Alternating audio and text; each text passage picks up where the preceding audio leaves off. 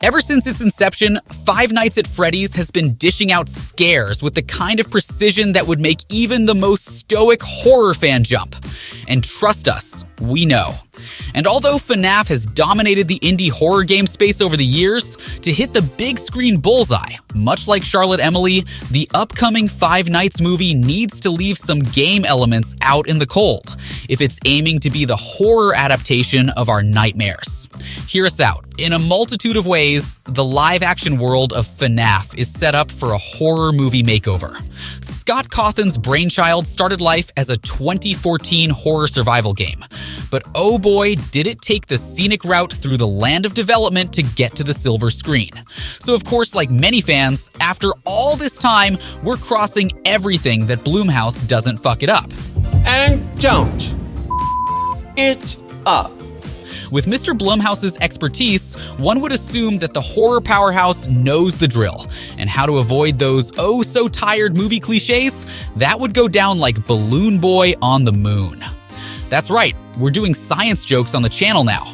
Don't say you don't learn anything from our videos. Knowledge. This is one beloved video game franchise we don't want to see fail in the adaptation realm, so we've come up with a few things that definitely need to be avoided for this film to succeed. These are 5 things the FNAF movie definitely needs to avoid. Let's jump into it.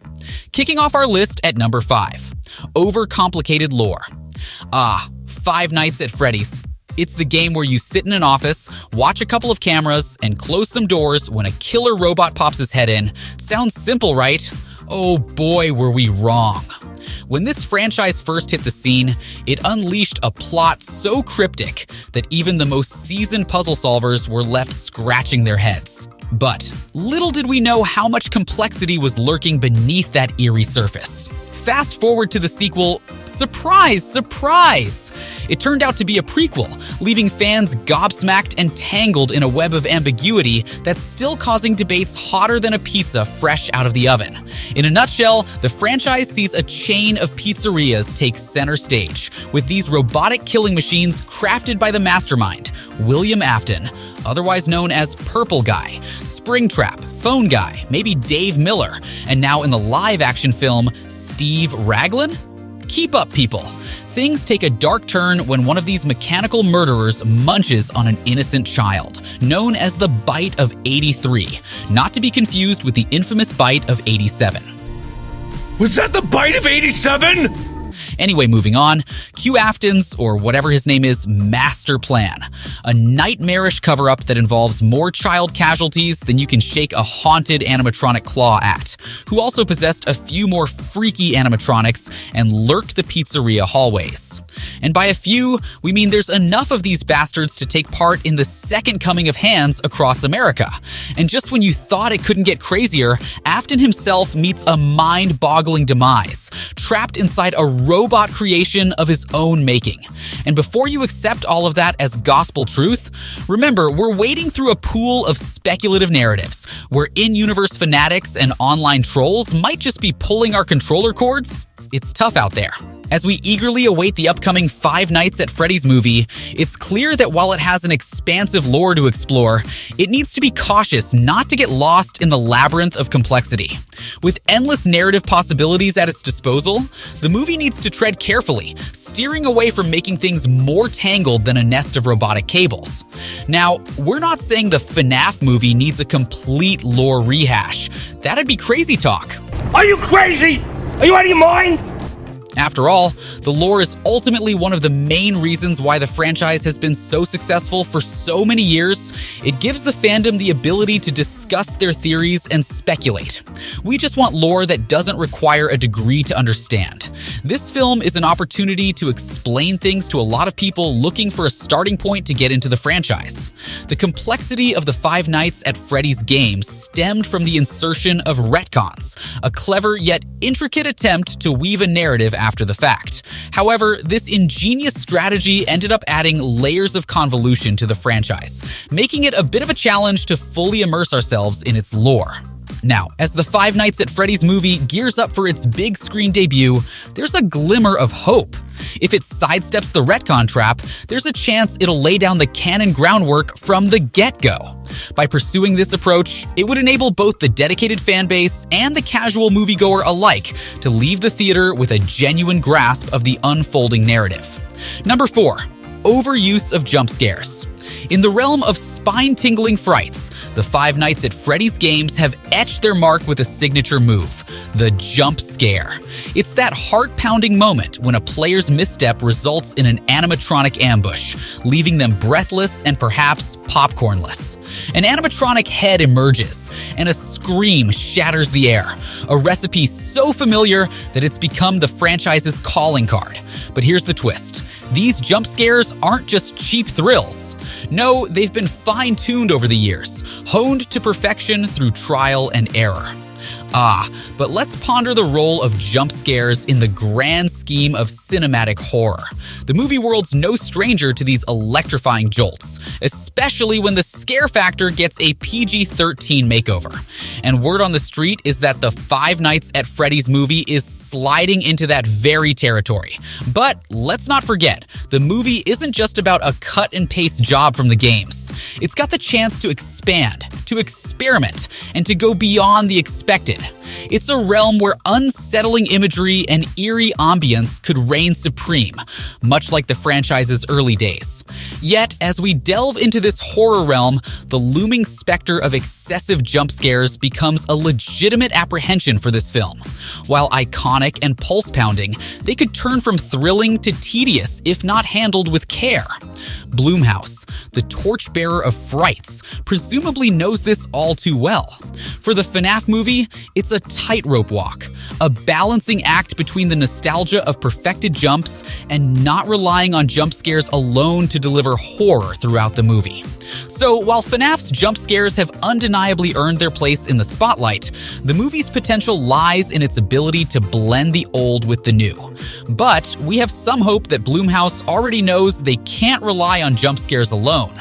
We only have to look at the final trailer, where Spring Bonnie slowly walks through the darkness and into focus. He's arched and disfigured and overall terrifying. Number 3. Overuse of CGI. Let's not beat around the bush here. Nothing drains the fear of a horror monster quite like shoddy computer-generated effects. I mean, apart from the cinematic masterpiece Sharknado, of course. But while some horror benefit greatly from the use of CGI, such as A Quiet Place and Cloverfield, others, well, not so much. In the realm of spine-chilling cinema, the finest horror gems wield CGI as well as a master craftsman wields their tools. It's not just a flashy gadget, but a tailored instrument meticulously designed to propel the narrative. However, it's fair to say a lot of horror flicks plunge into a pitfall by excessively leaning on CGI, which can either appear cheesy in the short haul or age poorly over time. And as a result, they're slapped with the not-so-great label of CGI horror films. Filmmakers have quickly realized that the smart play here is clear. The creme de la creme of horror flicks employ CGI judiciously, elegantly, and purposefully. When we delve into the realm of cutting-edge horror cinema, Midsommar stands tall, firmly planting its flag among the elites. This eerie offering from the mind of Ari Aster isn't one to mess with. While it concocts most of its scares through enigmatic characters, a set design steeped in cultish aesthetics, and imagery drenched in darkness, it also strategically incorporates computer-generated marvels for a potent impact. If there's one thing we're hoping for from the Five Nights at Freddy's animatronics, it's that they won't fall victim to this digital downfall. These eerie robotic creations deserve to come to life through the magic of practical effects. And luckily for us, the masterminds at Blumhouse have pulled the Uno reverse card and enlisted the expertise of none other than Jim Henson's Creature Shop. So it's fair to say our hopes are high that Freddy and his murderous animatronic posse will not be overkilled with CGI after being crafted with the age-old art of puppetry. Kind of like an upgraded Elmo, but with more murderous tendencies? Now, if that's not something to keep you on the edge of your seat, we don't know what is. While we do expect some CGI throughout the film, we're hoping that these iconic FNAF monsters get the justice they deserve. After all, those animatronics are already a visual feast. It's time to let them steal the spotlight in all their practical effects. Glory on the big screen. Number 2. A romantic subplot. It's become glaringly evident that many movies take a significant chunk of their runtime to introduce a character to a whirlwind of romance. Now, there's merit when a love story is seamlessly woven into the plot, steering the narrative with purpose. Yet, more often than not, this isn't the case. What we're often witnessing is the insertion of romantic elements purely for the sake of it. Surprisingly, even in movies where love isn't the central theme, a considerable slice of screen time is carved out for the protagonist's journey into romantic subplots. Personally, this appears as a lazy narrative shortcut, a scriptwriting maneuver that doesn't significantly enrich the film's core story. And while we're on the subject, let's take a moment for some lighthearted skepticism. I mean, come on, an abandoned pizzeria teeming with animatronic killers doesn't exactly set the stage for love to blossom, right? But hey, who are we to throw shade? Now, turning our attention to that FNAF trailer, our gut feeling is that the dynamics between our characters are skewing toward camaraderie. It looks like our main man Mike might not be handing out trust cards to Vanessa too easily, with many fans noting that Vanessa may even be working with the film antagonist William Afton. But hey, they do say to keep your friends close and your enemies closer. We're all for getting under the skin of on-screen characters and understanding what makes them tick. As much as we can't wait to see them running away from killer animatronics, there's going to be an undercurrent of depth waiting to be explored in these characters. And if our crystal ball's up to its usual standards, I'd wager our frozen pizza stash that a romantic subplot will stealthily make its way into the movie. While we're not advocating for Mike and Vanessa to exchange vows as the credits roll, but the pair will likely have a close connection given the shared trials they endure by the film's close. Assuming they both make it through, that is, but we hope the plot doesn't spend too much time focusing on a romantic subplot between them when we have so much else we want to see portrayed in Freddy's first big screen outing. And let's not forget that we already have a major relationship dynamic that needs to be explored during the course of the film. We're of course talking about Abby and Mike. Fans of our behind-the-scenes series will already know that director Emma Tammy has already discussed their sibling relationship with Empire magazine. She said, "They're both dealing with trauma in different ways. Throughout the course of the movie, they rediscover each other." With this narrative being something confirmed that we'll be diving deep into, though not romantic, this will be a large part of the development of the characters. With the film already taking on this narrative, we ask you, would it be too much to handle with 2 relationship subplots? And coming in at number 1, no security breach.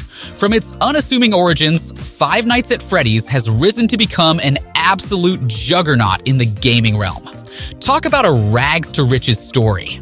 What kicked off as a scrappy indie creation has morphed into an influential force in the horror genre, clearing the path for a wave of successors. When it comes to the franchise's lore, it's a puzzle that could twist anyone's mind. And now, with the imminent arrival of the live-action rendition, you better believe the prime era of Five Nights at Freddy's is merely kicking into high gear. As the much-anticipated era of FNAF's live-action adaptation approaches, slated for an October release, whispers in the wind hint that Universal and Blumhouse have been inked into a 3-picture deal, leaving us all pondering the exciting trajectory of the sequels. The big question looming over us: where will these sequels transport us to next? The anticipation is palpable. In the year 2021, the spotlight fell upon Five Nights at Freddy's: Security Breach, a gripping first-person survival horror video game meticulously crafted by Steel Wool Studios and unleashed by Scott Games. This edition stands tall as the 9th chief entry in the illustrious Five Nights at Freddy's series, marking it as the 13th installment in the franchise's lineage. Set within the aftermath of the events depicted in in Five Nights at Freddy's Special Delivery. This game spins a unique thread. Unlike its predecessors, it ditches the five-night structure for a concentrated single night and opens up the gameplay experience to free-roaming exploration. Players are plunged into the shoes of Gregory, a young boy tasked with dodging menacing animatronic entities and a vigilant night guard. All of this unfolds within the sprawling confines of a massive shopping mall, where unraveling chilling secrets take center stage alongside the heart-pounding mission of surviving the perilous night until the break of dawn. While it might be a stretch to anticipate direct references to Security Breach in the initial FNAF film, given the complexities of aligning the games and films chronologically, that doesn't entirely close the door to the possibility of this game finding its way into the expansive FNAF live-action universe down the road. However, it's safe to say we're harboring a glimmer of hope that such a merger won't be the ultimate direction taken. Though Security Breach could be considered by some as a hit within the franchise, there's a twist that got fans raising eyebrows. Those disco outfits. Remember the spine-tingling vibes from the early games? That eerie atmosphere where worn-out animatronics prowled, ready to send shivers down security guards' spines? Yeah, those days are long gone in Security Breach. Freddy Fazbear and the gang have taken a flamboyant turn, morphing into rock stars drenched in vibrant, flashy outfits. It's safe to say that introducing the Security Breach design and atmosphere would be out of place within the live-action space. It's a departure from the original eerie designs and seems a bit out of place for a cinematic adaptation. Instead, the filmmakers should stick to the classic weathered animatronics that became synonymous with FNAF. Shifting our focus to the Security Breach's game environment. While it might have cracked open doors for younger gamers, it strayed far from the dark allure that hooked us in the first Five Nights at Freddy's. Shadows that used to whisper dread, rusted corridors that told tales of mystery. In Security Breach, they've been brushed aside for a flashy, almost cartoonish backdrop. Picture this, a fully lit, modern setup decked out in vibrant hues.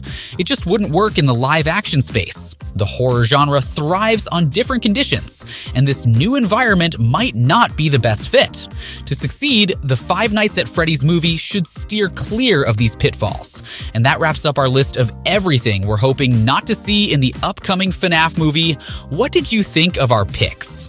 Let us know in the comments. Do you have any other absolute no-nos for the film? We'd love to hear them. Don't forget to subscribe to the channel to be kept up to date with everything FNAF and beyond. Thanks for watching. Monsters, tell me, do you believe in those monsters? I'm talking dreams so big that they'll haunt you, or they'll calm you. That's how you know if you gotta go and get it, get to winning, not con.